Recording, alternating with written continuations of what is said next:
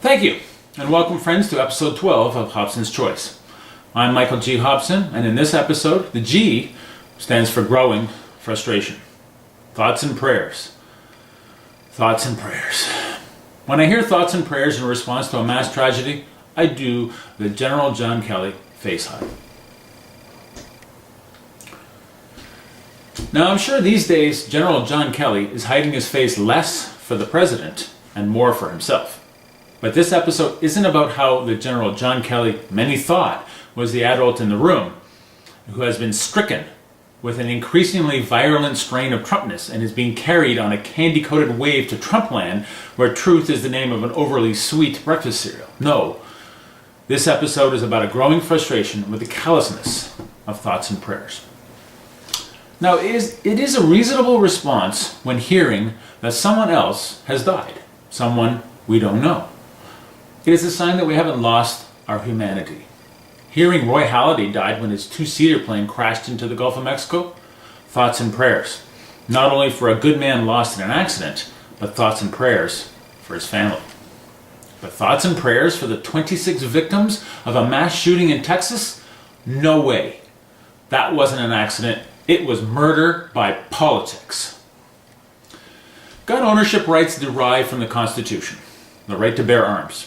But most gun owners who say they are willing to die for that right, who hold the Constitution in our hand, gripping it like a lifeline, who pledge allegiance to the flag and proudly sing the anthem, people who are supposedly at the core of gun ownership in America, they do not want to own guns so that they one day can shoot 26 people inside of a church.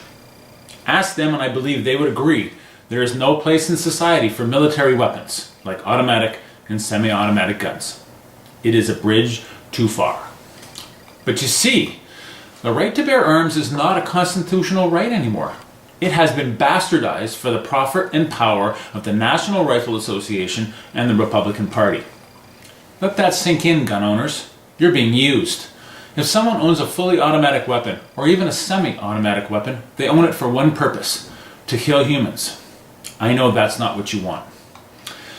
It was oddly amusing to me how the law enforcement on the scene in Texas repeatedly assured the public that it was a semi-automatic weapon that was used and not a fully automatic weapon, as if the shooter's finger might get tired with having to continue pulling the trigger for every one of the 450 rounds he fired. The man targeted a church. He wanted to kill families. He was a man the military had taught to kill for Americans, who now turned that ability to kill on Americans. 26 people doing something they believe to be right, attending church on Sunday, cleansing their sins, asking God for forgiveness, and they died for it. A family of eight, including a 15-month-old girl resting in the arms of her grandmother, dead.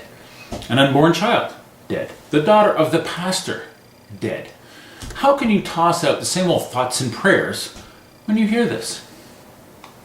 Imagine the games being played by those in power. Imagine the businessmen grinning with every sale, and imagine every Republican grinning with every donation from guns. Now this is episode 12 in my series, and I've made myself clear that I think the Republican Party is the enemy of the people. Yes, the NRA is a lunatic organization. They profit from instruments of death. But the Republicans take the NRA's money and provide political cover. After each mass shooting, we get thoughts and prayers from Republicans, but no action. When bump stocks became an issue, made famous after Las Vegas, the NRA released a statement that they wouldn't be opposed if a bump stock restriction were put in place. But the Republicans stated that the ATF would be better at dealing with it, as they used some arcane loophole to step away from the issue. To me, there is little doubt that the NRA and the GOP coordinate their actions and coordinate their responses. They work together, an organization that profits from death and the political party that allows it. Now maybe the environment is changing. It seems as if a majority of Americans agree on one thing: a hatred for their president. Democrats talk about needing a direction, a platform, that they can't continue to simply be the anti-Trump party. Eventually the Democrats are going to need a platform, and it better arrive before the 2018 congressional elections.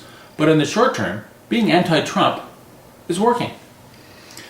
Democrats swept through Virginia, re-electing the anti-Trump mayor of New York City, and retook the governor's mansion in New Jersey, though new Governor Phil Murphy, an average-sized man, will have some major renovations to do in the house, slimming it down, if you will, now that Chris Christie's term is ending.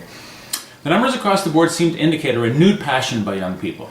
Apparently, young people are beginning to understand the dangers that can ensue if they don't vote. As I've said, voting is how civilized countries overthrow their governments. The greatest hope is that the Republicans will understand the meaning of these results, make them nervous, perhaps open their eyes to the inevitable result that lies ahead for many of them if they continue to stick with the Mad Hatter. They are the guardians of the castle, for now. Hopefully they will realize that the Mad Hatter is poison, and by standing aside and letting those seeking truth and justice into the castle, it will not only better the country, but will be better for them as well. One can only hope. Till next time, my friends, be well.